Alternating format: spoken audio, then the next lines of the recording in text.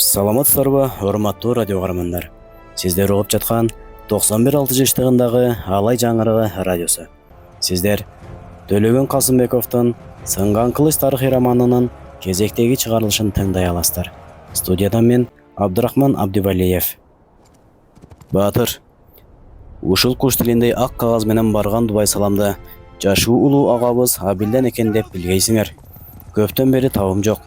Теңирберди акеме кашыңа алып, бир келип кет Батыр. Өзүңө айтар өктөм, акылдашар ишим бар. Ишенимдүү жигит Абил бийдин бул катын Бекназар Батырга алып келип тапшырды. Жалпы Саруунун кадырлуу бийи өзү эске алып чакырып жатпайбы? Теңирберди данбагар буга жетине албай, атайы улуу башын кичик кылып, кеңешке чакырып турса, барбай коюш болбойт. Эсиңе ал, уруунун ыгынан чыгып кеткениңди безери дейт. Табы жоктура, нарыда. Ого кой, терибизде күйүшпөсөк, өлгөндөн соң өкүрүшкөнү курусун. Аттан, силер барбасаң мен барам, деп Бекназарды ийгерди. Болжогон күнү Теңирберди, Бекназар экөө бийдин эшигине келип түшүп калышты. Абил бий соо болчу. Жаткан ордунан өйдө болуп, башына кара махмал топусун оңдоп кийип, кыйноо тарткан кишидей кабагын чүрүштүрүп, көзүн алсыз үлдүрөтүп, аянычтуу кебете кийип отуруп, меймандарды кабыл алды. Жай сурашкан соң, жаның соо чакта, тууган мындай турсун, бир Кудайдын өзү да эске келбейт тура, деп кыңкыстай тамшана. Соочулук дөөлөт экен, көпкөнчүлүк экен, соо чакта, абутеш, качан жанга жабыр түшүп, кара башка күч келгенде, алыс менен жакындын ортосу чинелип, кастын, достун кадыры билинет экен, Теңирберди аке. Теңирберди тонунун этегин менен тизесин кымтынып, копшалып койду. Ак сөз бей. Кыркылышып кеткен күндө да, туугандын дитинде тууган үчүн, ийненин учундай болсо да, бир жылуу ой кала берет. Өз колуңду өзүң кесип таштай албайсың, Теңирберди аке. Дагы эле болсо да, сиз менен биз сакалыбызды сүйрөп, наркты тутунабыз. Жаш балдарга катуу тилибиз тийсе, аларды жаман болбасын дегенибиз го. Акыр кыямат жакындап калганбы дейм. Жашы улуудан насаатын жаштар терс алып, жамандык катары көрүп, фурсатына кыспай турган болду. Теңирберди жер тиктеп кирпигин кыбыратып, Абил бийдин сөзүнө тен бергенсип, болумсуз инилеринин керсөөлүгү үчүн уялгансып, басынып отуруп калды. Абил бей онтоо менен кеп улантты. Кантеле, Теңирберди аке. Жаш балдарга туугандын баасы жок болсо болоттур. Амынтип, бир бутубуз көргө малынып турган чакта, сары оору менен алышып, көңүл тарыккан кезде, Теңирберди аке, сиз менен бирге тууган кубат, билбейм, биз деле жаш болуп көргөн элек. Бекназар ойго батып тунжурап, бет алдын былк этпей тиктеп, малдашын жазбай катып отурду. Ал Абил бийдин жасалма кейпин эшиктен киргенде эле байкаган. Эти өсүп кеткен кичинекей кызыл көз көзүнө дароо кездешкен. Ал көз канча алсыз үлдүрөйүн десе да, тереңинде төнүп турган заары сезилген. Бекназар шартты, сөздү баалап, акылдын жетегине карап да иш кыла билген баатыр болчу. Сыр алдырбай, мынчалык алдына келип отурган соң, сөз акырына карап, мамилеге жараша ыгып отурду. Паңсат аке, кабар укпадык, чакыртпай келип ал сураш ырас. Биздей кичүүнүн милдети эле, кечиргейсиз, деди акырын. Абил бей өкүнгөн болду. Ортого чычкан жорголобой калганын кесепети да. Учу бирге айрылат, түбү бирге кошулат деп кебин улады Бекназар. Биз түбү бир тууганбыз, бир урукпуз. Биздин арабыздагы кызуулуктан абы өткөн сөз эрени жок сөз. Бирок бийди кул десе күлгүсү келет, кулду кул десе өлгүсү келет деген Паңсат аке. Анын сыңары биздей букарага кырдуу чыккан, үн айкырып айбат кылгандай угулат. Көтөрүлгөн камчы бизге тапталган кылычтай болуп көрүнөт. Ушунун өзү көңүлгө дак түшүрүп, ызалыкты, кыжырды ойготот. Эрнөөсү күмүш кызыл кырма кесе менен мелтилдеп, балкымыз аксакалдарга тегеренип жатты. Айта бер Баатыр, өйнөктүн кирин жууса кетет, көңүлдүн кирин айтса кетет, айта бер. Айтпаса да белгилүү го, Паңсат аке. Кептин тоого тер жери, биздин бийлер, биздин журт агалар өз тууганынын сөзүн сүйлөбөгөндүктөн, өз журтунун мүдөөсүн көздөбөгөндүктөн, Абил бийдин көзү ачыла түштү. Сөз мааниси кайда кетип жатканын түшүнүп, анын алдын тосуп, аяр күлүмсүрөдү.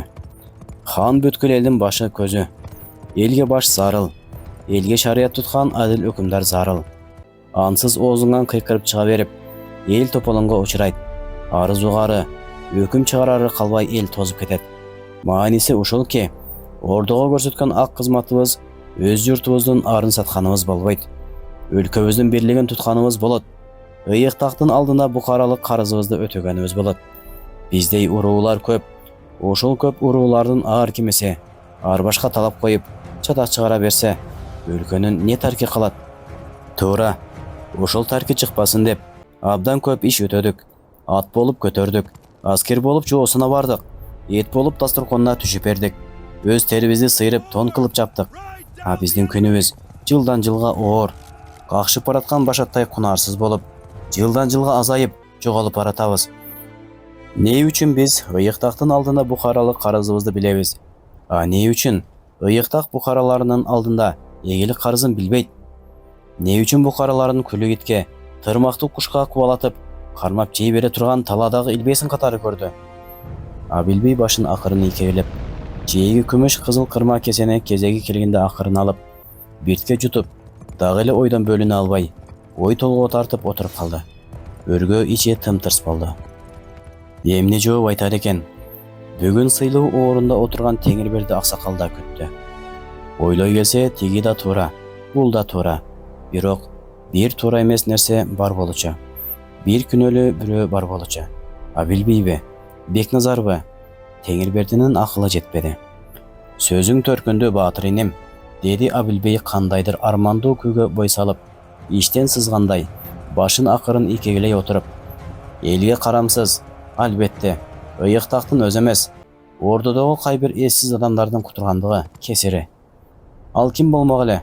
Ошол ыйык тактын өз ээси. Абилбей Бекназарды түз карай берди. Бейдин ушул карашында бул ойдон алыс эместиги, ошону менен бирге кантсе да сактыкты талап кылган аярлык турду. Мүмкүн, деди Абилбей акырын сүйлөп. Карап турарбыз. Азырынча күйүүгө себеп жок. Элине карамсыз башты Кудай өзү жазалайт. Кудай көрөт. Эсиздери анча көп болсо да, ордо ойлонуп жаткан чыгар. Ким билет? Эси жок баш болсо, эртең эле ийининен учуп түшүп калышы да ыктымал. Бекназар буга макул болду. Мүмкүн. Бекназарга эмне болгон? Эмнеге жинин кактырган бакшыдай жоошуп калган? Муну көрүп, көптөн берки жүргүзгөн кылдат ишинин текке кетпегенин Адилбей сезди. Элчи келгендеги жыйын Абилбейдин ниетиндегидей бүтпөй, эл ичиндеги буктар ортого ачык айтылып, текенишүү менен тарабады беле. Өмүрүндө биринчи жолу бетке чапкан какку угуп, Абилбей сынган. Эске салып коюшка, ордонун күчү жактыгын мурдараак билгенде, ал ошондо Бекназарга катуу сөз айтмакчы эмес. Хан амирин тутса тутуп, бирок аскер болууну токтото туруу керек деген Бекназардан оозунуп сүйлөйт болчу. Алысты тиктеген шум ал өз катасына чөгүп калган жок. Катуу сөз камчы, жылуу сөз укурук. Аярбей өзүнөн ошондо чыгына калган журтту эми жылуу сөз менен үйүрүшкө өткөн. Эң оболу элдеги аксакалдарды үйүнө бирден чакырып, ордо жактагы жумшак кабарлардан нарктан сүйлөй отуруп, жакшы мейман кылып, эртеси ар биринин алдына ат тартып, кымкап тон жаап чыгарып турган. Өз үйүнөн карыш жылган эмес, табым жок деп жайып койгон. Муну уккан алыскы жакыны туугандык мамилеттен кутулуш үчүн бир дары ушундай учурда жагынып, бийдин көзүнө көрүнүп калыш үчүн уап-чубап келип, бийден зыяпат сый көрүп кетишкен эле. Абилбей албетте атты, тонду кору жилге сапырбайт. Ар бир уруктагы, ар бир топтогу аскер болуп жүргөн жигиттер жөнү жок топурабай, кандайдыр бир чырлуу ишке аралашпай, бабалар тутуп келген наркты аттабай, адепти болушун, өз тирилигине ыгышын мыктап туюндурган. Кимде ким моюн толгосо, Кудайдын башка салган бир күнү акыры оор жаза тартып калышы ыктымалдыгын сөз акырына улаган. Кай бирлерге кыйытып айткан, кай бирлерге каар сездире катуу эле эскерткен. Ушундан баштап аскер ыдырап, Бекназардын жанынан эл суйла баштады. Эң акыры өзүнүн данбагарларынан өзгө бир да киши ага түз көңүл менен катташпай калды. Муну токтотушка, тоскоол болушка Бекназар умтулбады. Умтулганда эмне кыла алмакчы? Же ак баша тараптан жортуул жок, же хан тараптан ачык кысым жок. Эл тынч турмушка жан тартып, өзгөчө бир эрдем сүйдөн чыгынып турган чакта агымга карабаса элден чыгып калышы мүмкүн. Бекназардын жинин каккан, башын чалма түшүрүп, жошутуп койгон мына ушул болчу. Азыр Абилбей көзүн кылыйтып, Бекназарды бир тиктеп койду. Жалгыз аттуу жанкешти. Кар баскан тоонун кийигиндей корого баш салып келип бердиңби? Абилбейдин көңүлүнө ушул келди. Ичи дүрттеп, кыжыр кайнап, ясте кылып, эрдин кымтыды. Ал өзүн токтотуп, Бекназарга дагы бир назар салды. Токто, сен али мага керексиң. Катуу сөз камчы, жылуу сөз укурук, ак сөз. Акылым кайдасын? Токто, бул али керек мага, деп жатты анын аяр көкүрөгү. Кеңешер ишин эртеси Абилбей ортого салды. Элдеги кадырман аксакалдар, жакшы чыкма мырзалар шашылыш чогултулду. Сүзөкмүн деп, кубарып көзүн үлдүрөтүп отурган Абилбейдин көңүлүндө нелер ойноп жатканын бири да сезген жок. Кечки утур ыланган өңкөй билермандардын уй-мүйүз катарына ортосун жара келип, Абилбей отурду. Эми анын кейпинде сүзөктүүнүн түрү жок болчу. Кайра оролуна толгондой, өз бийлигине, өз салмагына ишеними чыңалып, келбетинен салтанат, шаң көрүнүп калды. Жакшылар, деди Абилбей жапыз сүйлөп, эч кимди тиктебеген калыбын жазбай. Менин башымда көптөн бери бир кайгы жүрөт. Кара баштын кайгысы кара жерге кирсин, менин башыма түшкөн кайгы дагы деле ушул олтурган улук, кичик, элдин туткасы атанган жакшылардын намысы. Отургандар дем тартпай кулак түрүп калышты. Абилбейдин чын эле кайгысы бардай, салыңкы кабагы отургандарды ого бетер өзүнө бурду. Ал кашын өйдө кылып, кыдырата тиктеди. Агайын, Рахматы Жаманкул кандай адам эле? Эмне үчүн сурап жатат? Кай бирөө бүшүркөдү. Төрдөгү аксакалдардын бири Байкуш Жаманкул момун адам эле, деп калды эчтемеден капарсыз. Абилбей башын кайгылуу ийкеди. Ошол момун агам кара ашы менен жатат. Отургандар шашылышып, тез-тез кобурашып, ким кимиси болсо да Абилбейдин ниетине түшүнгөндөй сөз этегин көтөрмөлөп калышты. Чөптөн башкага зыяны жок жүргөн бир байкуш эле. Балдары өзүнөн бетер момун экен. Бул дүйнөдө баары жогу билинбейт. Эл көргүдөй ашы суусу да берилбей жатат го. Абилбей сүйүнгөндөй обдулду. Мына, менин силер менен ийри отуруп, түз кеңешейин деген кебим да ушул болчу. Макул. Балдары тайыздык кылды дейли. Балдары тайыз болгону менен Жаманкулду мына эли тайыздай элек. Мына, турпактан тышкары турабыз го. Биздей туугандары аман. Биз кылбаганда ариетин ким кылат? Жаман тууганына жакшы аш берсе жаманбы? Эч ким Абилбейдин сөзүнөн сөлдүк таба алышпай, ийрилип баш ийкешти. Тууган тордук болуп бербейт. Күндө жамынып отургодай. Тууган бирде жакшылыкта, бирде жамандыкта каралашат. Бул кудайы иш. Ашы берилип калса, узун элдин учуна, кыска элдин кыйрына аты угулганга не жетсин? Абилбей душман көзүнө салтанат, тууган көзүнө урмат болгудай кылып, Жаманкул агамдын ашын берейин, ариетин кылайын, тиягы алайдан, өзгөндөн тартып, Анжиян Маргалаң аймагын кабарлап, биягы аксы багытындагы аттуу, тонду элди мүлдө жыялы. Кана, журт агалары, не дейсиңер буга? Абилбей кичине иштен онтоп кошумча кылды. Аттиң, деги сары өзөн чүй, көл бети, кар жабас кара кочкор элинен санжырга үчүн мейман чакырсак болмокчу. Кантебиз, ортону орус кесип таштады. Жакшы атанган эл өргөнү дуу көтөрүп, бир ооздон Абилбейдин ниетин кубатташты. Бей, деди Домбо, саал мукактана элтейип, эгер мындай чоң салтанат боло турган болсо, анда ханды чакыртыш керек го. Ханды башына албаса, эсте бар, Домбо, деди Абилбей. Аны тиктебей акырын баш ийкеп, кантсекта алтын такка кулдук кылып турган соң, кеп кеңеш салып, жол сурап, алдынан өтүш зарыл. Абилбейдин көзү дирт этип, Бекназарга бир тийип, тереңде жылтырап, сынап токтой калды. Бекназар унчуккан жок. Жаманкулду ким билбейт. Абилбейдин эки ата өтүшкөн тууган эле. Таанышка да, чоочунга да, улууга да, кичүүгө да ылжайып күлүп учурашып жүргөн, дайыма шаа мүйүз өгүз минип, бала баккандан башканы билбеген, чынында чөптөн башкага зыяны жок бир бечара момун болчу. Тирүүсүндө Абилбей аны менен иши да жок эле. Өлгөнү көп болгон. Жоголгон бычактын сабы алтын кылабы.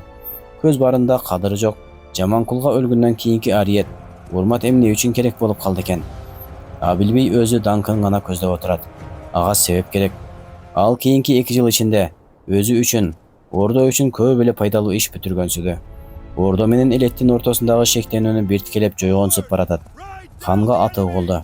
Эми колдон келсе, бул ишти биротоло бекемдеп кетсе, сөзсүз андан Ордо атакты сыйды эч аябайт. Эл ичинде баркы көтөрүлүп, тизгин талашаар, кеп кайрыр, пенде чыкпай калышы шексиз.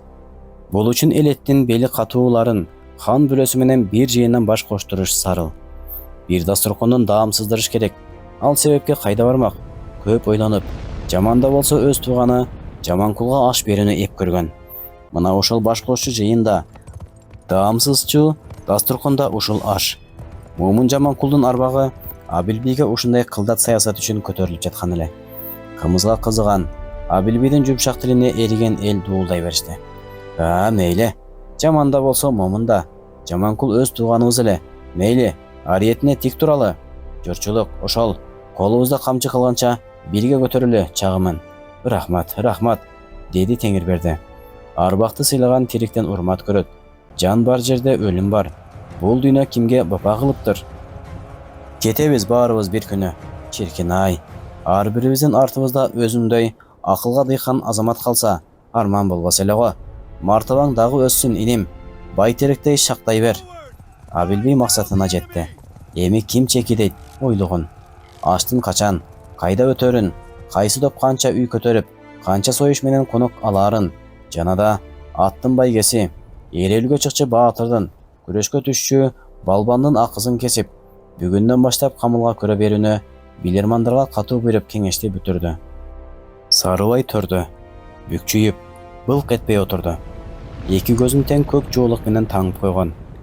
Баягы чатыраган мырза мүнүшкөр кайда? Жарым болуп бүрүшүп отурду. Бүркүт туткан жерлери кара тырык болуп айыгып, өңү өтө серт көрүнүп калган. Көзү таанытат кишини. Көз көрүнбөгөн соң, же ойлонуп отурганы, же уктап отурганы белгисиз. Тыртык эриндери гана бир түрдүү калбайып турду. Ал көкөрөгүн көтөрүп, оор улутунду да кулагын буруп тышты тыңшады. Тыштан балдардын чуулап, же алысырактагы ойноп жүрүшкөнү билинет. Ал балдарды үнүнөн ажыраткысы келди. Дагы кулак түшөп тыңшап, былк этпей калды. Сүйүмкан, деди бир убакта Сарыбай. Я, мен жаныңда эле отурам, Кундуздун атасы, деди Зайыбы.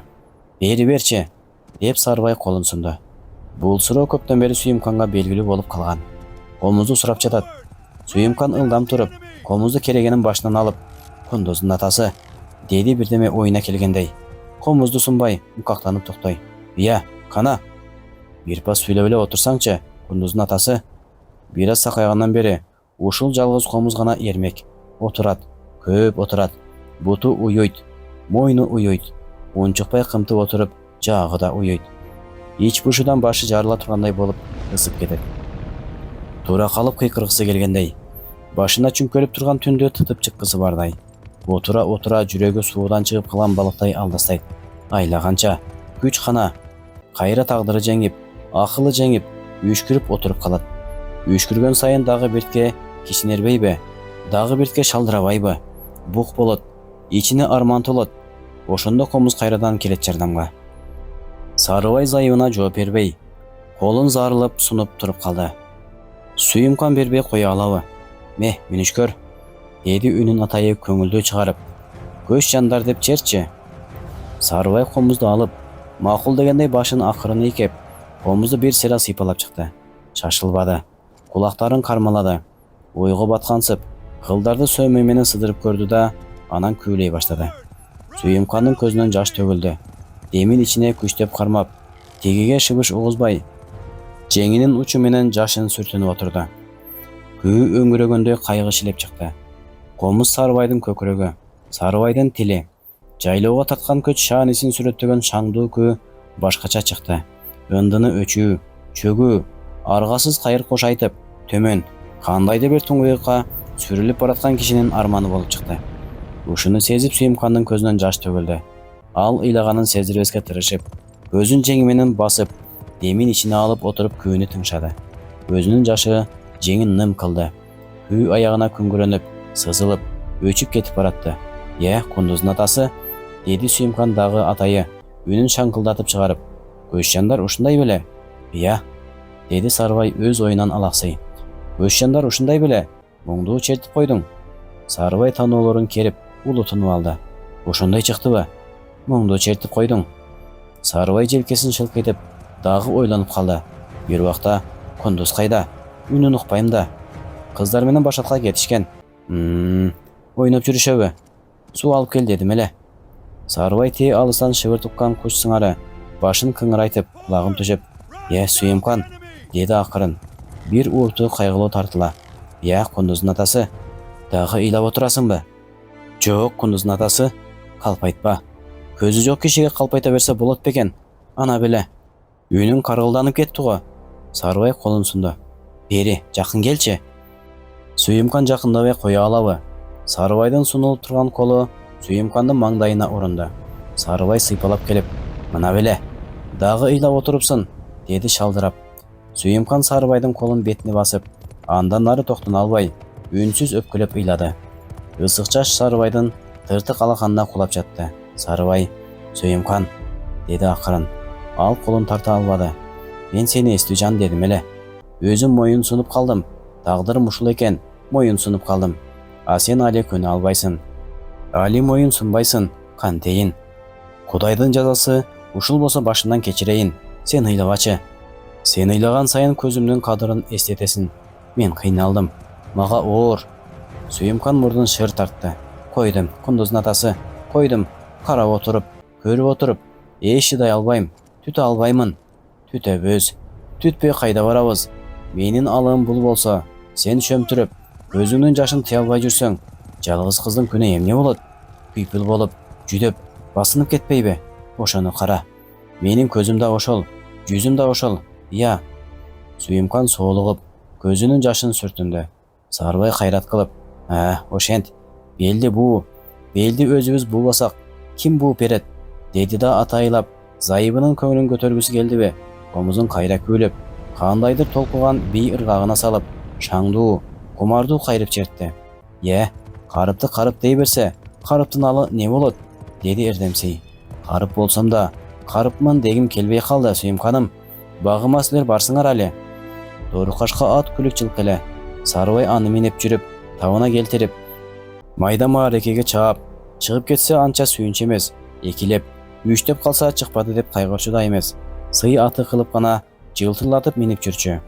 Көзүнөн айрылган соң, ат менен да, ит менен да бүркүт салууга өзү менен кошо кетти. Иши болбой отуруп калган. Доорукашканы жайдыр, ыштыр көр окатка мадыл минет. Сарыбай азыр ойлонуп отуруп, көз алдына маңдайында тумарча кашкасы бар чыңкый тору келди да өйдө тура баштады. Сүйүмкан колтугунан сүйөй берди. Сыртка чыкканда күн батып баратабы? Деп сурады Сарыбай токтоло. Сарыбай, табы кайтып калыптыр, деп күбүрөдү да кара марттын кырынан ары эңкейип, көлкүлдөп чөгүп кетип бараткандыр, деди. Доорукашка кайда байланып турат? Сүйүмкан жетелеп, доорукашка байланып турган казыкка алып барды. Жытыгышкан ээсин тааныдыбы, же кашек сурадыбы? Доорукашка окуранып жиберди. Сарыбай эки колун тең суна барып, доорукашканы сыйпалап, буду баласын эркелеткен кишидей көкүрөгүнөн күңкүлдеп, кайран доорукашкам, алың кандай, турасыңбы? Деп кулагынан сыдырып, соорусун сылап көрдү. Таш токун болуп, арыктап калган экен да. Эшигинде чокоюн көктөп отурган мадыл, быйыл көп минилип калды, деди күнөөлүдөй үнү пас чыгарып. Көп тирилик да. Сүйүмкан, арык болгондо эмне, семиз болгондо эмне, деп калды. Баягыдай булкунтуп байгеге чабат белеңер, эптеп бир мингич болуп турса болду да. Сарыбай мыйыгынан жылмайып, деп күрсүнүп койду. Ал аттын куйругунан кошкулдап тартып көрдү. Кубаттуу эл экен. Мен ошол байгеге чапсамбы деп ой кылып турам. Эмне үчүн чаппайбыз? Доорукашкам чабылып жүргөн, көп байгени ала жүргөн. Мадыл колундагы чокоюн таштап жиберип, ордунан тура, жылаң аяк басып келди да. Кантип чабылат аке? Өзү көк шилте болсо, байге эмес, ушул кыштан эсен чыгып берсе кана. Сарыбай, Мадыл, деди эргей. Тапташын мага кой. Эң оболу жемге байла доорукашканы. Жакшылап семирт. Күзгө чейин далай күн бар. Жаманкулдун ашына бар тобокел кылып, бир чаап көрөбүз. Кудайдан тилейбиз. Доорукашкам чыга жүргөн мал.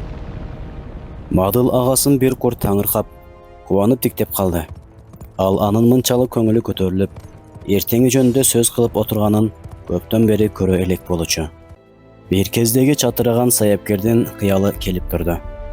Көңүлүн андан нары улап, жок дегенде кыялында мурдагы оролдогусундагыдай көтөрүңкү болсун деп аргасыз ойго түшүп, Мадыл агасын кубаттады. «Я, кайран тору кашканын өнөрүн дагы бир сынап көрөлүбү, аке?» деди ал. Кыял деген күлүк нерсе го. Бир кезде тору кашка байгеден чыгып келгени, суусар тебете кийген мырза саяпкер Сарыбай жымыйып, тору кашканын тер акысын алып, арттан кел деп коюп, өзү көп кишилер менен аттанып кеткени, байгеден тийген кулунду бээни жетелеп, кубанып үйгө кеч келгени көз алдынан чубап өтүп, өздөгү мааракеде да тору кашка так ошондогудай чыгып келсечи деген көңүлүнө алыстан үмүт келип, бир урунуп кетти. Ошент, жакшылап бак, таптаганым мага кой. Ага көз керек эмес. Мадыл тору кашка атты чындап бага баштады. Тиги бу ишине ыдындын чобурун сурап минет, же жөө бүтүрөт. Бара-бара өзү да берилип, ченин бузбай жемдеп, сууну челектеп ташып берип, бир жерине да чыла жугузбай тарап, эртелиге жанынан чыкпайт. Тоолук бир айдан кийин тору кашка ойноп калды. Сарыбай келип сыйпалап көрдү да: түзүк, жал алып калыптыр. Эми акырын жетелеп тышка чыгар, жетелеп сугар, деди. 2 күндөн кийин 3 ирет таң ашырабыз да, бирткелеп тер алдырып, кайра таң ашырып коебуз. Көшөк майы тер менен түшөт да, эти ката берет. Андан кийин дагы толук бир ай чыдап багасын. Анан Кудай кааласа, тору кашканы чындап суутуп, чоң мааракеге таптай баштайбыз. Сарыбай ошол күндөрдө көз кайгысын такыр эстен чыгарып, түнкүсүн да, күндүзү да аты менен алек болуп калды. Агасынын мынтип турмуш күрөшүнө кайрадан киргенине өзү эч ойлоп таппаган дары табылгандай, ыраазы Мадыл ат багуунун бир машакатына кайыл. Бир күнү түн жарымы оогонченде Сарыбай жаткан туштан дүпүрөтүп бирөө ат бастырып өтүп кетти. Ит чаяланып үрүп ээрчиди. Сарыбай жүрөгү булк эте башын көтөрө берди. Аттын дүбүртүп ат алыстап кетти. Сарыбай: «Ой!» деп аптыгып кыйкырып турду ордунан. «Кетти кокуй!» Сүйүмкан чоочуп ойгонду. «Уя!» деп карбаластап, Сарыбайдын этегинен тартып: «Кундуздун атасы, каяка барасың?» Сарыбай: «Мадыл, кайдасың, Мадыл?» Сүйүмкан: «Эмне кыласың кокуй жетип түндө?» Мадыл да ойгонуп: «Я, аке!» деп үн берди үйүнөн уйкуга карамагып. «Эмне?» Сарыбай: «Көзүң кашайгыр!» деп кыйкырып жиберди. Темселеп эшиктин көзүн сыйпалап жүрүп: «Тур, атты кара!» «Туратта!» «Эмне, туратта!» деп чөтөлүп, кыңкылдап Мадыл үйүнөн чыкты. Ошол убакта ат дүбүртү таптакыр жоголуп, каңшылап үрүп ээрчиген ити кайрылып келаткан эле. Мадыл атканага барып, тору кашка турган жер бош турганын көрүп, алдастай түшүп, ар бурчка бир чуркап: «Ай, ат жокко, бошонуп кетсе керек!» деп короо тегерине карбаластай түштү. Эшигине чыгып, Сарыбай жер муштап отуруп калды. Кол жууп турбуз эмесе аттан. Бирөө минип кетти кокуй ушундан нары. Жүрөгүм солк этти эле. Ошонун басыгы болчу. Мадыл аңырап: «Токто! Өй, кимсиң? Токто!» деп үнү тоо жаңыртып, ат кеткен жакка карай далбактап чуркады. Туугандар бүт ойгонуп, бири түшүнсө, бири түшүнбөй, жабылып тура чуркашты. «Ой, эмне болуп кетти? Тору кашка атты ууру мене качты дейт го. Кокуй, эмне болот эми?» Мадыл балбалактап токой аралап баратты. «Өй, тамашаңды кой, токто! Бери, ким болсоң да!» Эч ким үн берген жок. Токой ичи тоңгуйук чемжирт. Мадылдын балбалактаган үнү кырдан кырга урунуп, алда кайда сиңип кетип жатты. Сүйлөшкөндөрдүн биринин үнүн таанып: «Ыдын!» деп чакырды Сарыбай. Ыдын жүгүрүп келди. Сарыбай: «Токтот наркы Мадылды!» деди. Ууру алды. «Өзүн торойту чаап таштап кетпесиң кокуй!» Жаман чобуруна мине чаап, артынан кыйкырып, бир убакта Ыдын Мадылды кайрып келди. Энтигип күйүгүп: «Кокуй, көзүм кашайды, я, ушинтип алдырып жиберебизби тору кашканы?» деп алдастап, эмне кыларын билбей, үйгө жөлөнүп отура калып, кайра тура калып басты. Сарыбай эми акыл токтотуп калган эле. «Кой эми», деди. «Өкүргөнүңдө ууру кайра алып келип береби? Болду эми. Бир гана аттын дүбүртү кетти. Чөө келип аңдаган ууру окшойт. Тору кашка айтылуу күлүк мал. Ууру акылы болсо союп жебейт. Теги таласты ашырып, казакка өткөрүп жибербесе, чыгат бир күнү. Куру бакырганды коюп, агуро эртең тезинен бийге бар. Айт болгон иште, суроо салып кел». Ал түнү Мадыл уктаган жок. Таң түн көйгөндө ыдыңдын чобурун салпылдатып чаап Абилбейдин алдына барды. Айтты болгон ишти. Абилбей чын кейип: "Атаңы, жолдо өлгүр-ай, ким колду болду экен? Сарыбай өзү тигинтип жатканда", деди. Анан Мадылдын өзүн жемелеп: "Күлүк аттын жоосу көп болорун билесиң го. Анан жанына жатпайсыңбы? Чылбырын белиңе кармап жатпайсыңбы?" "Жанында эле жатчу элем. Алдырар күнү жаздырар болуп", деп калтырады Мадыл. Көзүм кашайып, ошол күнү үйгө. Абилбей күлдү. "Катынсырап кеткенсиң го, эркек тана." Мадыл сөз таппай жер тиктей берди. Көзүм кашайып, "Алдырар күнү жаздырар болуп." Абилбей күрсүнө башын чайкады. "Өз боюңа сак бол, коңшуңду ууру тутпа.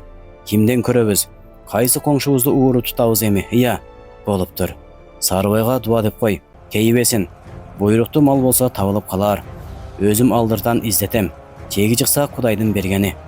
Мадыл кубанып кайтты. Абилбей алдыртан мерчемди ууруларды аңтартты. Эч шеги чыкпаган соң элден элге катуулап суроо салдырды. Чаткалга, быягы кетментөөгө, төмөн кара дарак тарапка суроо салдырды. Өзүмдүн атым деп издетти. Бирок куду сууга чөгүп кеткен ташка окшоп, торгашка ат дайынсыз кетти. Комузун жай терип, кандайдыр бир чымчыктан сайраганын сүйлөтүп отуруп, Сарыбай күлүп койду. Кысталак", деп башын чайкады. "Кайран торгашканын кадырын билбеген бир ит уур алган экен. Тишиңе таш тийгир. Эт үчүн союп жиберген экен. Көрүңдөн гана таш чыккыр. Ким гана болду экен, а?" деп күйдү Мадыл. Болуптур", деди Сарыбай комузду катуулап, шаңдуу кайрай. "Көрпенде да. Аш болсун кыз талака, аш болсун." Кызылжардын боз талаасы, кеч күз. Төмөнкү мелмилдеген кара дарактын тоо жакты карай жылып келе жаткан көп караган чыкты. Улам берилеп, даанылана берди атчандар. Эң алдында аралыкты окчун кармап, туу башы келе жатат. Жел канатына жайла түшөп, толкун буралып туу кандайдыр шаңдуу сүрдү. Туу артында иреңи сур жаш мырза. Мингени буурул жорго. Ыргактуу чайпалып, үстүндөгү мырзаны бир кылт эткизбейт, оюн бузбайт. Жаш мырза алтын менен сайма чөгөргөн, кызыл кымкап кийген, бутунда көк булгаары өтүп, башында жарлыгы жок көк чалма. Бул тарапка жаңы келатканы билем. Эки жакты көз кыйыгы менен чалып, алыстан сырдуу тиктеген тоо баштарына көз кадап келет. Кандайдыр көңүлүнө күдүк түшкөн сымал, бырыссыз кабагын чытыйт. Чытыйт да тымпыят. Мырзалык салтын кое бергиси келбей, жаштык абас көйлөгүн өзү тыят. Белиндеги 3 оролгон көк ботокурдун сол ныптасында кара болот дамашки кылычы. Бул Кудайырхандын тун баласы Насирдин бек. Жанында Абдырахман. Үстүндө хан ордосунун таасирлүү кишилери кичүү карала кымкап тон. Башында чымкый кызыл манат тышталган сеңсел жүндүү кара көрпө тебетей. Баягы элчи жүргөндөгү ар нерсеге кооп менен тигиле калып, ойноктоп турган тажал көз азыр өзүнө артыкча ишенимдүү, ого бетер өткүр болчу. 40 сыпай төрттөн саптанып, кылкылдап чубап алардын аяңында. Адырдын түбүнө тарта этекки жайыкты бош таштап, катар-катар тигилген үйлөр көрүндү. Ар биринин эшигинде топ-топ кишилер, токулуу аттар. Насирдинбек үйлөрдү ичинен санай баштады, бирок жаңылып кетти. Булар таасындап көрүнгөндө, үйлөрдөн бир топ атчан тез бөлүнүп чыкты. Токтолбой түз эле бери ат коюшуп жиберди. Теги азуу аттарын шамалдай аркыратып кыйкырык чуу көтөрүп келаткандардын ичинен эки караан алга озду. "Мырзам, бул түп тагаларың, улуктара жалуу мусулман баласынын бир ишеничи. Мырза Насирдинбек жээнчеринин урматы үчүн көкбөрү алып чыкты. Бул улук сыйдын, кадырдын белгиси", деп жаш мырзасынын көңүлүн тындырды. Насирдинбектин жүзүнө кызыл жүгүрө түштү. Бирок үн чыккан жок, ичинен тынды. Көкбөрүчүлөрдү аваз кылып тиктей баштады. Көкбөрүнү алып чаап келаткан алдыңкы караан заматта кайгып сыпайларда бир тегеренип өттү да, кайра дал Насирдинбектин алдына келип, атынын башын чор тартты. Аты кош аяктап тура бергенде, алдындагы торпокту башынан өйдө көтөрө берип, буурул жоргонун бутун алдына ыргатты. Жоргосу селт эте түштү да, жер чапчып, куйругун көтөрүп, торпокту кошкора тиктеди. Көкбөрүчү бүктөй кармаган камчысын көкүрөгүнө ала берип таазим кылды. "Рахмет үкем, рахмат", деп алкады Абдырахман. Насирдинбек белиндеги кара болот дамашки кылычты чечти. "Батыр, мына ушул курал менден сыйлык болсун." Алып жигит кылычты кош колдоп алды. jogorу көтөрө муздак болотко эрдин тийгизди да, анан кынынан шар сууруп, асманга тип-тигир ытып, кайра сабынан шап тосуп алып, "Рахмат, таксыр!" деп аттын тезгинин бел кагып, дир коюп чаап кетти. Аңгыча бир топ атчан желдери бастырышып, тосуп чыгышты. Алдында Абилбей өзү эле, жадырап сүйүнүп, "Ханзада женибизге башыбыз тартуу, кош келипсиз Ханзада" деп салам айтып тура калды. Насирдин бек бир тиктеп алды. Абдырахман эңиле калып, анын кулагына шыбырап, бул элдин экисинин бири Абилбейди таанытты. Насирдин бек сыпаа жылмайып, Абилбейдин колун алды. Ошол замат сыпайлар тең жарыла алдыны ача беришти. Туубашы озунуп алга чаап жөнөдү. Абилбей өзү аттан түшө калып, торпокту туура кучактап, Насирдин бектин алдына өңөртү салды. Жаш мырза торпоктун оор тулкун ээрге бекем кучактап басып, араң токтотту. Туу артынан көнгөн буурул жорго куштун канатындай дир-дир этип жөнөп берди. "Насирдин бек" дешип ураан көтөрүшүп, сыпайлар артынан ат коюп жиберишти. Абдырахман менен Абилбей жаш мырза торпокко кошулуп, ооп түшүп калбасын дешип, Насирдин бектин ачыла салдырып бараткан жоргосун жандап, сагактап кетишти. Абдырахмандын белги берүүсү боюнча, Насирдин бек башка үйлөрдөн өйдөрөөк, бийик тектирге тигилген эки ак өргөнү карай тизгин бурду. Чарылдаган кыйкырыктардын өрттөй чатырап коштоп келаткан сүрөөн менен чоң өргөөнүн эшигине жетти. Баятан жардап, эшигинде турган 3-4 кара адамдар уурт жыйбай алаңдап калышты. Булар Абилбей атайы койгон уруу аксакалдары болчу. Оор торпок көрсөтүп жерге түштү. Аңгыча үйдөн элечегин кайкылатып, өзгөчө сыпаа түр менен Каракаш айым чыкты. Абдырахман тааный коюп, "Ha, Каракаш жеңей, сууга, сууга" деп жаш мырзасынын жолун чалып, салт жөрүлгөсүн өтөй берди. Каракаш айым теги кубанычтан эки бети тамылжып, кара көздөрү жаш кылгыра ойноктоп, ашында турган чийкил жигитти Ханзада ушул деп дароо сезди. Шашып, "Апей, Ханзада жен өзү беле. Жээн келгенче жетип өрү келсин. Жээндин акысын бербесек, кымбатка түшүп жүрбөйлү" деди. Назданып тамышлаган болду да, булак эте өргөгө кирип, кайра тез чыкты. Азыр анын колунда чылк ак киштен жасалган, жакасы сур кундуз ичик келди. Тотугуп калган Каракаш айым көздөрүн жаш кездегисиндей күлүңдөтүп, "Кана, аттан түшүңүз Ханзада жен. Төбөсү көккө жеткен күндө да тагасынын эшигине ат салып турбайт. Түшүңүз" деди. Бул элдин салтына купуя моюн сунуп, Абдырахман көзүн сүзө баш ийкеди. Муну көрүп, Насирдин бек аттан түштү эле. Каракаш айым киш ичикти көйкөлдөп, үстүнө жаап, өңүрүн, этегин тартып, эки жагын сылап, өз колунан чыккан иштин көркүнө, конуна иштен кубанып мактанып турду. Киш ичик жаш мырзанын кагалес боюна куп отурду. Туурасын чыгарып, салаваттуу, көзгө толумдуу кылып жиберди. Домбу баштаган билермандар колдорун бооруна алып саламга келишти. Булардан башка бул салтанатка катышууга бейдин эсине кирбеген жай адамдар да көп эле. Насирдин бек туугандарды бир тегере тетиктеди. Жүзүндөгү жылуулугу ошол замат жоголуп, кырдуу сунган пейил күдүп сууз тартты. Алдында бирөөнүн көзү шыйпаңдап, бирөөнүн көзү чоочуркап, бирөөнүн көзү таңыркап, бирөөлөрдүн көздөрү аалда кандай коопту сезишкендей артта чүңүрөйүп тиктеп турду. "Ассаламу алейкум Ханзада" дүпүрөп жапырт айтылган саламды Насирдин бек эрин кымтып, сууз туруп укту. Акырын эрин кыбыраткан болуп, сууз алик алды. Жаманкулдун ашы Насирдин бек келген күнү чоң салтанат шаң менен башталган. Андан бери бир жума өттү. Качан бүтөрү белгисиз. Айтымга калсын үчүн күндө санжырга, күндө тамаша. Ашка барсаң ачка бар дешет тоолуктар. Аш берген айыл аш канча күнгө созулса, ошончо күнгө чейин ашка келген миңдеген көпчүлүктү эчтемеден кемитпей турушка милдеттүү.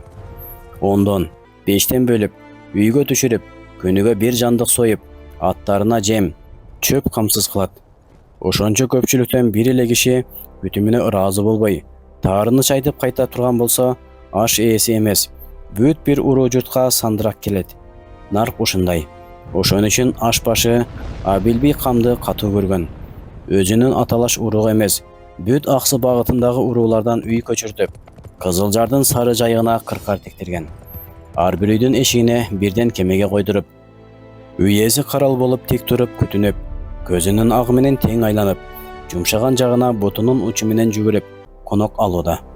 Ойнот аргымакты, ойнот. Эриулду энебиз ушундай ишке төрөгөн. Ойнот. Хайт, эрдемсиген чыгып алсын. Хайт, тайт. Хайт, тайт. Эриөл майданды тегеректеп, жардап тиктеп турушкан көп эл токойдун шамалындай дүүлөп, толкуп кыйкырып, сүрөөн таштап жатышты. Ортодогу түз майданда башын кызыл жоолук менен чарт буган Бекназар алчактаган кара кашка аргымакты тезгинен жыя темингилеп, так түйүлдүп, кайра камчылап этин ачынтып, колундагы жалаң кылычты ыргытып тосуп, өрөпкөп. Алда кандай чыдамы кеткендей албуутанып турду. О, ким чыгат буга? Чыгат да эне төрөгөнөр. Ким чыгат? Ой, чыгара турганы болсо, чыгарбайбы? Чыгарбаса байгесин айтпайбы? Буга ашбашы. Эмне шашасын, токто сен. О, тигилерди көрдүңбү? Ханзада өңкөй көй кашкадан 40 жигит ээрчитип келип отурат. Ошону айт. Шашып кайда барабыз? Тамаша көрөлү. Кылка турган көй кашкалар эт жеш үчүн эле келди дейсиңби? Ким билет? Бийлер дөңдө. Алар да майдандан көз алышпайт. Абилбей үн чыккан жактарга астыртаан көз таштап, мостоюп суз. Насирдинбек үндөргө кулак салбайт. Тыктуу кылычка чыгып, ат ойнотуп турган элеттин азаматына аваз кылып жатты. Ана, тага, ана, деп үзөңгүгө тура калды. Бизге көкпөр таштаган азаматтын өзү, ана. Аңгыча булар турган дөңгө бир жигит чаап жетти. Таксырлар, эр чыкпаса, Баатырдын байгесин чыгарсын дейт. Ким? Деди Абил мойнун созуп. Аксакалдар. Эй, аксакалдарга айтып бар, шашылбайлы. Эр чыкканча шашылып, байгесин өзлөрү алып койду дебейби, бөтөн эл. Журт эмеспи, чыгар. Абилбей көкүрөгүн керип, эки жагын каранып койду. Аны түшүнүп, теги Абдурахман акырын башын ийкеп, ууртун жымыйтты. Абилбейдин да көңүлү жылып турган эле. Бекназар Баатыр кыйкырык сайын оштонуп, карагашка аргымакты кош аякта да тик тургузуп, майданга чимирилте чаап жүрдү. Ушунун өзү да бөтөндүн көзүнө сүр болуп, Абилбейге ариет жалгап, зоболосун көтөрүп жатты. Ал акырында бактылуу жүз менен Насирдинбекке: "Жээним, биздин Баатырга диттеп киши чыга албады. Не дегейсиз? Не ойлук кылгайсыз?" деп таазим этти. Улук мейман деп жакын адам катары санаганын түшүндүрүп, Абилбей аштын тамашасын Насирдинбекке башкарткан болчу. "Уруксат кылыңыз." Жан жигити Баатыр башы Ташкалле эгин сүйлөтпөй сыңар тизеле калып, баш уруп жиберди. "Уруксат кылыңыз, бек." Насирдинбек нестее түштү. "Сизге эмне болду?" "Уруксат кылыңыз, бек." Ташкалленин үнү калчылдап чыкты. Эгер беги уруксат кылбай койсо, ал жулкунуп туруп кете берчүдөй, же ошол бойдон бүк түшүп, солуктап ыйлап жиберчүдөй. Насирдинбек токтолуп калды эле, Абдурахман акылчы жумшак жылмайып койду. Бул анын макулдугу болчу. Насирдинбек алакан жайды. "Жигит бири Шаймардан колдосун, Ташмат Баатыр, Омин." Ушул сөз менен кошо көздөрү кооптуу ойноктоп, Эриөл майданга жалт этти. Бул сапар анын көзүндөгү бейпил аваз жоголуп, жылуулугу кетип калган эле. Эрдин бекем кымтанды. Ташкелде шарт тура калып, 3 ирет таазим кылды да, топтун кобураган батасынын коштоосу менен артка бурулду. Ушул учурда жигиттеринин бири ээринде бийик бөктөрүнчөгү бар карагер тобурчакты суулуктап жетилип келди. Насирдинбектин артында туу түбүндө катып турган сурнайчы эр чабыштын көзүн тартып кирди. Көрсө дабыл коштоду. Насирдинбек ордунан козголду. Коштоп жүргөндөр коопко түшүп дүрдүктү. Күлкү тамаша менен турган бейпил элди теги сурнай сестентип жиберди. Күнгө күйгөн кара чекилер ойго бата чүрүшүп, кыл баскан эриндер бекем кымтылып, сандаган чоң тебетейлер үнсүз калкылдады. Бул эмне? Ызырынып чыкты да, деп жиберди кимдир бирөө. Ушуну менен жанагы бир пастык түгөндө. Корккон, жини келген, табалаган сөздөр чегинен ашып, камышка тийген өрт болуп чатырап кетти. Ана! Сыйлар бүт атка чуркады. "Ой, турасыңарбы? Башыңар дарбыз болуп колуңарга түшүп калганда ойгоносуңарбы? Мына кокуй деген ушул." Дөштөрдө тебетейлерин чыканактарына төшөп, майданды тиктеп тынч жатышкан бейпил топторда дөрүлдөп турушту. "Ой, журт, асте, тынч өтсүн аш. Не көрдүңөр кутургандар? Эриөлгө чыккан эр күлүп чыкчу беле? Ошончо айбаты, сүрү болбосо." Ошентип кимдир бирөөнүн үнү дүүлдөгөн элдин кыйырына жаңырып жатты. Тебетейин колуна алып, бирөө атын таппай калдастап жүрдү. "Кокуй, монтип жоон саптуу камчы албай келип отурганда, бул кокуйлар кокуйду салат көрүнөт. Наалаты, наалаты. Оозуңда каралың барбы? Iya. Домбу чоң төбөтейди ат менен өмчөктөтүп, жокуга камчы менен бир шилтеп калды. Жап оозуңду.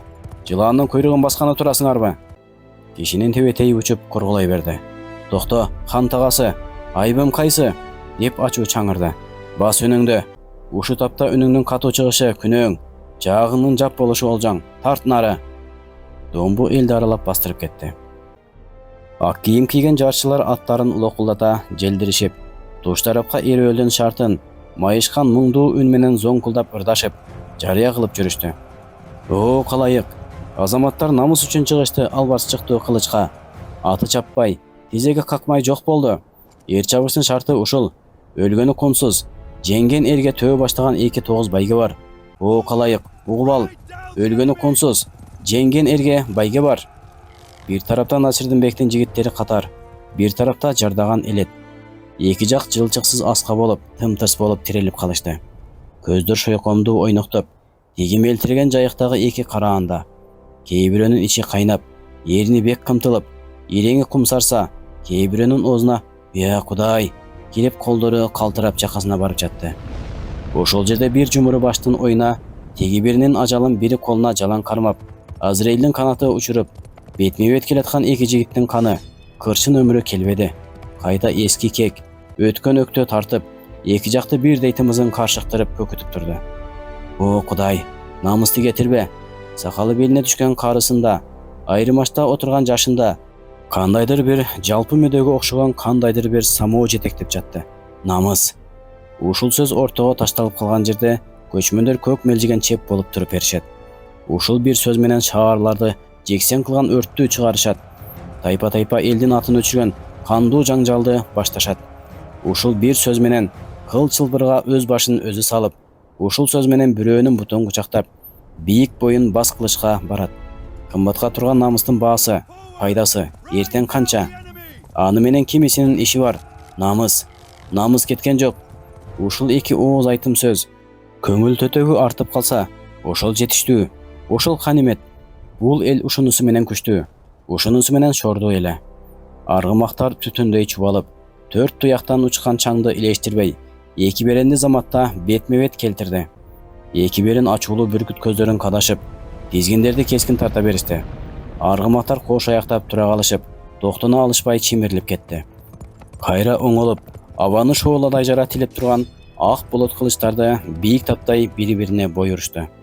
Кылычтар күнгө жалт-жалт деп, бирине-бири зор күчтөр менен карс-карс чабылып, миздеринен от төгүлдү. Ташкалле Кокондун, Маргалаңдын чебинде бекерликтен урушарга киши таппай, чатак издеп, чайкана кыдырып, наша тартып мас болуп, ар кимге кылыч тап кылып, ызылдап качкан кишинин артынан каткырып күлүп басып жүрчү. Ким кой дейт? Ташкеле Хазирети хандын туун уулу Насирдинбек мырзанын эрке жигити. Күрөштө, мушташта өз чөйрөсүндө буга тең чыкчу эмес. Ошондон улам ата-энеси койгон Ташмат аты калып, Ташкеле атыгып кеткен. Нечен жылдардан бери өзүнүн жаш мырзасына караштуу сыпайларды, сарбаздарды кылычыгына машыктырып жүргөн устаты болчу. Мына бүгүн тиги элеттин боз башынын эрөөлгө мурда чыгып, ат ойнотуп турушуна ал чыдай албады, токтоно албады. Ээн жерде эсирген бирөө анын төбөсүн төбөлөп тургандай туйду. Кыйды Ташкеле. Азыр биринчи беттешкенде эле элеттин эсирген боз баш эмес, тереңинен от күйгөн заардуу көздү көрдү. Оңой майышкыз катуу колго урунганын сезди. Ошол замат боз башты кылычтын сырты менен кеңгирете чаап, этегинен чаңга сүйрөп таштайын деген эрдемсинген кыялы дароо коюп, баатыр башы боюн качыра сак аракетке өттү. Канткен менен мындайды башынан көп өткөргөн ыкчыл. Ал кыстап, ыктатып сүрүп, өктөмдүк кылып баратты. Чак-чак, шыр-шыр. Кылычтар миздеринен от чачып, бирине-бири кайралат. Аргымактар моюндаша майышып, теминги тигенде кайра дирт атылып, көк чапчыйт. Кастар улам өчүгө кылыч тирешип, алка жакадан бурдашып, шарт ажырашып кетип, тажалдана кайра беттешип жатышты. Ой, кайран берендер. Намыс үчүн кара башынан кечкендер, сактай көр. Жигит бири сактоочу болсоң. Карачы. Мынтип кылычтарын тыкылдатып жүрө беришсе, кечке чейин жүрө беришет да. Өй, кишинин алдын тоспа, кандай немесин? Бияка катарга турбайсың бел менен. Сенден башка киши көрбөйбү? Тур бияка. Тык. Эмне чыкты мындан? Алдырбай жатышат да. Ығы келе қалса го, аяшар түрлері жоқ бұлардан. Қылышты арген байланат. Чабарына келгенде азамат жігіт шайланат. Андай ерекенсің, жықпайсың ба? Қайда шығат, қойсаңшы. Көрген біз жоғын өпкелерді. Майданнан көз албай, улам обдылып ат үстіне тұра қалышып, мұңдары титеріп чипылықташып тұрған ел шуырдай түшті. Ей, қайран жігіт, бұл кемесі болып кетті, садаған кетейіндер. Ошол замат шабыраған үндер тып басылып, меңдеген көөлөнді улуу кубаныч менен коркунуч кылтылдап кыл таразага түштү. Кимеси? Дүйнө өлүк жаткан үйдөй шырп этпей калды. Боз топуракта эрдин башы каны жошулуп, тоголонуп жатты. Бийик бөктөрүн чөктү, капкара аргымак эл теңдеп четке желип жөнөдү. Турган эл толкуй түштү. Бир убакта дене шалак этип оонап кетти да, бирок буту үзөңгүгө илинип сүйрелип, аргымак кошкуруп үркөп кергичтеп чуркады. Кокуй, Бекназар, таш оозуңа. Ошол учурда экинчи баатырдын колундагы кандуу кылыч көккө ыргыды. Бекназар. Эл жеңгер жигиттин алдын утурлап, селдей дүңгүрөп агыла жөнөдү. Обочо дөңгөдөгү кара булуттай калдайган билермандардын тобу негедир кыймылсыз, үнсүз болуп калды. Өзгөчө Абилбей чөлдөгү боз моло болуп катып, иреңи кул ботодой кубарып кетти. Нечен кылта кырккан жерден бир тал чачына забын келтирбей, соо чыга билген аярдын оозуна сөз кирбей калды. О, жараткан, мага камдаган дагы кандай шумдугуң бар эле? О, Шумурай Бекназар. О, Каңкускурай. Абилбейдин сергек көкүрөгү эртеңки күндүн түрү кандай болорун болжой албай, акыл дүрбөсүнү токтото албай тунжурады. Насирдин бек капыстан жаака жегендей көздөрү чекирейип, нес болуп катты. Дабыл карсылдап, улам өжөрлөнө, улам өчүгө урулуп, кулак тундуруп, сыпайлардын аттары тыбырап, колдору кылычтардын сабына сермелди. Насирдин бек да ушуну сезип, ушуну эңсеп тургандай, Абилбейдин чекесинен чыпылдап тер чыгып кетти. Дүңгүрөтө ураан кыйкыра, чуру-чуу түшө ээрчип чапкан элге жеткирбей, Бекназар катуу келатты. Насирдин бектин эки көзү чакчайып, теги жакындаган сайын улам чоңойгонсуп жалтырап, колу калтырап, белиндеги бир атма орус тапанчасына жабышты. Тапанчаны акырын сууруй баштады. Абдырахман анын колун кагып жиберди. Кокон эмес бул жер. Сулуу буурул жорго чуулга селтилдеп, кулактарын текчейтти. Мээ кеңиреткен айгай, куюндай сүрөөн Бекназарды алып өтө берди. Кулагы чыңырып, өзүнүн кайда турганын сезбей кеңиреп, колун тапанчага карышкан бойдон купку болуп Насирдин бек селейип турду. Элдин Бекназарды ортого алып, катуу келген ири алды күрөөнүн түбүндөгү көп үйлөрдүн биринчи урунганына ириле түштү. Ким бар? Ким бар айланайын? Үйдөн элечектөө бир кемпир чыкты. Күндүзү тынымдан, түнү уйкудан калып жарым айдан бери мейман күткөн да, кемпир уйпаланган, жүдөгөн эле. Ал корккондой, таңыркагандай нестейип, киртиген көздөрүн алсыз ымдалап, келгиле, жолуңар болсун баатырлар, деп оозун кыбыратты. Аксар башыл, айланайын эне, аксар башыл, намысыбыз кеткен жок. Кишилердин бири балбалактап, бууну бошоп, артынан оонап түшө баштады. Эмне? Намыс? Кайдагы намыс? Кемпирдин акылына чүргүлө бербеди. Не болсо да, бир жакшылык экенин сезип, баш ийкей ар кимди тиктей берди. Болсун. Теги атынан оонап түшкөн киши өзү көк ала сакал болуп жүргөнүнө карабай, кемпирди эне атап жашып, айланайын ак эне, өзүң бейне кылган, Бекназар уулуң тыктуу кылычка түшөп, намыс алды. Кубана турган күнүң жан эне. Тыктуу кылыч, тамашаң түшай. Я, далай эрдин жаздыгы куураган жок беле? Ушундай далай жаш кара чүмкөнүп какшанып калбады беле мындан? Кемпир алаңдап кетти. Бекназардын каны ичине тартып, эрдин бекем кымтынып, кимдедир кеге калып кеткендей санаалуудай. Жеңиштин ыракаты сезилбейт. Бапыраган көпчүлүктүн ыгына коюп, өзүнө кайдыгер сыяктуу. Карагашка аргымактын кирпигинен тер тамчылап, үстүндөгү коргошун салмак улам оорлоп бараткансыйт. Ноюп, бир орунда тура албай бураңдай берди. Көпчүлүк Бекназарды аттын үстүнөн көтөрүп алышты. Эне кучагын жайды. Иреңи бир бозоруп, бир кан толкуп, болсун айланайындар, деп карбаластап, калдастап туруп бирдемесин унутуп калгансып, үйүнө жүгүрүп келип, кесеге суу алып кайра чыкты да, баатырдын башына үч тегеретип, ырым кылып, ичинен бирдеме күбүрөп, өрттөнүп атып бараткан күндүн артынан алыс чачты.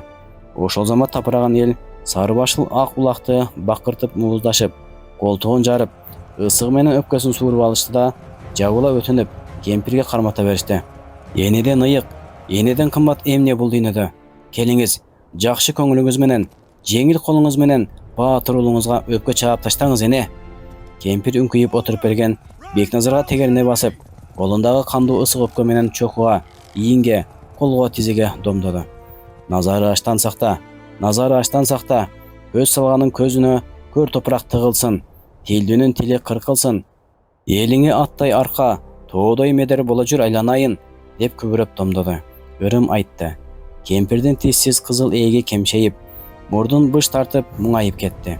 Мынтип миздүү кылычка түшүп, ажал менен бетме бет кармашып, өлбөй келип отурган уулга көңүлү жибеди. Өпкөнүн урулгандан карайып чыгышы ырым ошол. Кирген кирине жаман көз, жаман лабиз, баары ага жабышып, адам денесинин тазарганы болмокчу. Өпкө урулгандан карайды. Кемпир жамандык күл менен кошо чык, күн менен кошо батып кет, деп батышты көздөй алыс ыргытты. Жарчы зоңкулдап жамактап ырдап, о калайык кулак сал. Бир күнчүлүк жерге айдалат күлүктөр, сүрөм болбойт. Сүрөлгөн атка соорун жок, укпай калдым дебегиле, чечип таштагыла эмитен күлүктөрдүн чылбырын. Чылбырлуу күлүк байгеге кошулбайт. Тамашаны башкарган ханзада Насирдин бектин эрки ушул. О калайык кулак сал, укпай калдым дебегиле, деп жарайтып, алдындагы жоргосун зыргытып, 2-3 жолу көп элди аралай кыдырып өттү. Камдангыла, чай кайнамда жолго чыксын күлүктөр. Жер алыс, кызыл арабатка коно болот. О калайык. Саяпкерлер дүүлүктү. Кай бирөө күлүктөрүн четке тартып, өз жамаатын тегеректетип, айбан малдын бактысын Кудайдан тилеп, жолу ачылсын деп бата ала баштады. Мадылдын көңүлүндө тору кашка кылт этип көрүнө калабы, бир жерден деп, дагы эле үмүтү үзүлбөй, эки жакты арытып диктейт. Кайран биздин тору кашка ат болгондо, дейт ичинен. Мен дагы жылтыратып кошуп турат элем азыр. Мадылдын жүрөгү туз куйгандай атышты.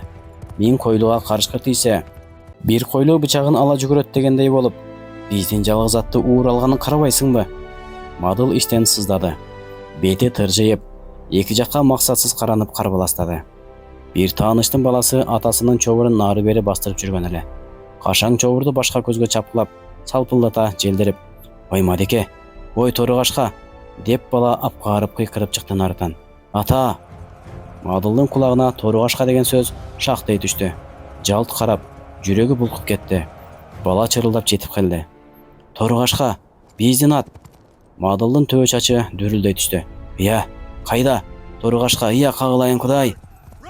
Тиерде байгеге кошкону алып чыкты бирөө.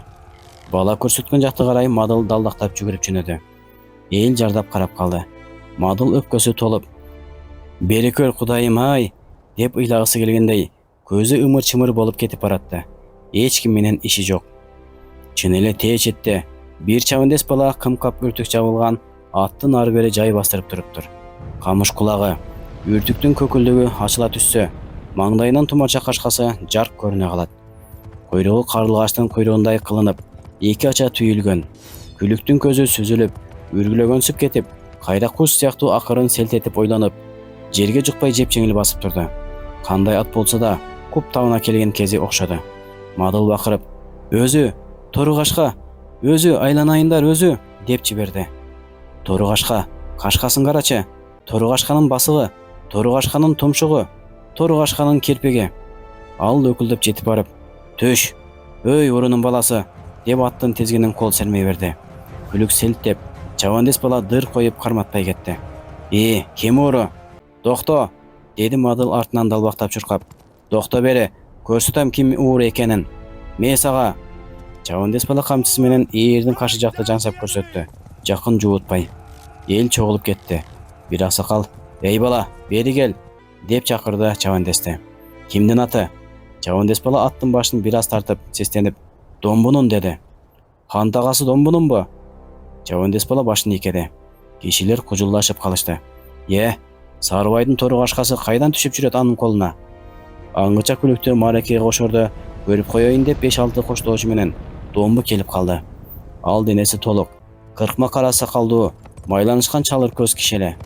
Күлүктүн тегерегинде чогулуп жаткан элди көрүп, көңүлүнө бирдеме тык этип, бир ууртун тартып мыйыгынан күлүп, акырын бастырып келди. "Биздин ат, о айланайын журт. Бул биздин тору кашка", деп кыйкырып жатты Мадыл. Жанагы аксакал: "Дегене, Домбы би өзү да келатат. Чаңырбай тура тур, аныгын билели. Мына эл турат. Чын эле торugашка ат болсо" деп жубатат. "Уурлук болсо кармалат, тапкан болсо сүйүнөт, тааныган алат." Домбунун көзү чалырайтып, иреңи бузулуп, ушулардын баарын угуп келип: Эмне жыйын?" деди катаал. "Эмне сөз?" Мадыл жетип барып тизгинден алды. "Ууру, бий болбой өл, ууру. Бер биздин атты, бер." Домбу ачуудан капкара болуп: "Эй, оозуңа карап сүйлө, томаяк" деди. "Кайдагы ат? Атыңды тааныйсыңбы, Антургур?" Аксакал ортого түштү. "Бей, Сарыбайдын торugашка атын ууру алган.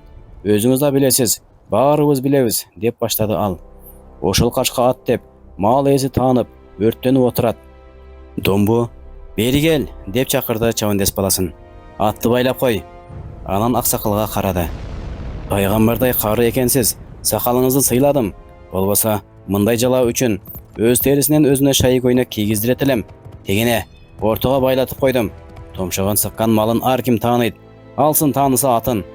"Тааныйм эле, тааныбаганда" деп Мадыл дудаланып артка жүгүрдү.